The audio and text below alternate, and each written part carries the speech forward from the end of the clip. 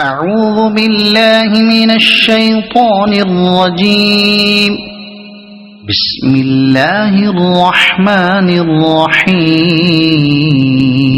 قل أعوذ برب الناس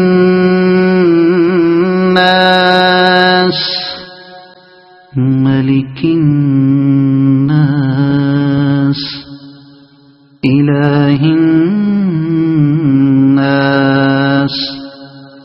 من شر الوسواس الخناس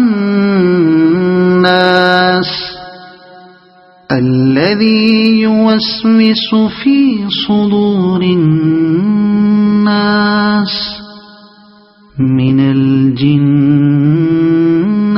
والناس. صدق الله العظيم.